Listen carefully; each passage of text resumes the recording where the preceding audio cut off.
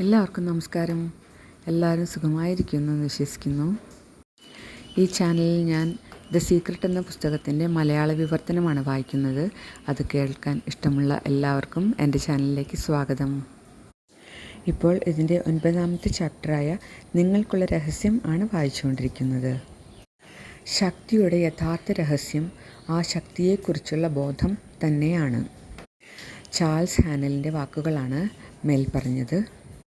ഈ രഹസ്യത്തിൻ്റെ ശക്തിയെക്കുറിച്ച് നിങ്ങൾ ബോധവാനാകുമ്പോൾ, അത് ഉപയോഗിക്കാൻ തുടങ്ങുമ്പോൾ നിങ്ങളുടെ എല്ലാ ചോദ്യങ്ങൾക്കും ഉത്തരം ലഭിക്കുന്നു. ആകർഷണ നിയമത്തെക്കുറിച്ച് നിങ്ങൾ കൂടുതൽ ആഴത്തിൽ മനസ്സിലാക്കി തുടങ്ങിയാൽ ചോദ്യങ്ങൾ ചോദിക്കുക എന്ന ഒരു ശീലം വളർത്തിയെടുക്കാം. അപ്പോൾ നിങ്ങൾക്ക് ഓരോ ചോദ്യത്തിനും ഉത്തരം ലഭിക്കും. ആ ആവശ്യത്തിനായി ഈ പുസ്തകം നിങ്ങൾക്ക് ഉപയോഗിക്കാം. ഏതെങ്കിലും ഒരു ചോദ്യത്തിന് ഉത്തരം അല്ലെങ്കിൽ ജീവിതത്തിലെ ഏതെങ്കിലും ഒരു കാര്യത്തിന് മാർഗനിർദ്ദേശം നിങ്ങൾ തേടുകയാണെങ്കിൽ അത് ചോദിക്കുക.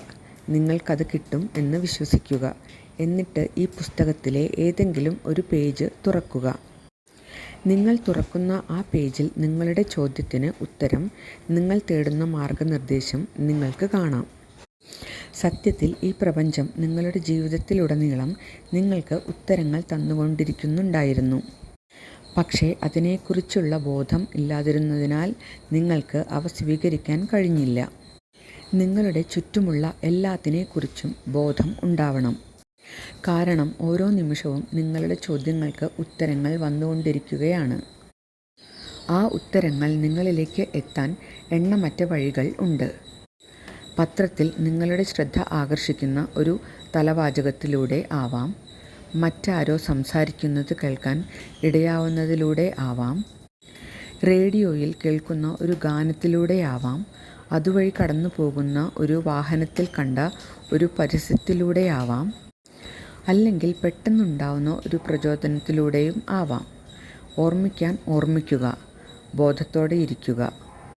സ്വന്തം ജീവിതത്തിലും മറ്റുള്ളവരുടെ ജീവിതത്തിലും ഞാൻ ശ്രദ്ധിച്ച കാര്യം, നമ്മൾ നമ്മളെക്കുറിച്ച് വേണ്ടത്ര നല്ലത് ചിന്തിക്കുന്നില്ല, നമ്മൾ പൂർണ്ണമായി സ്വയം സ്നേഹിക്കുന്നില്ല എന്നതാണ്.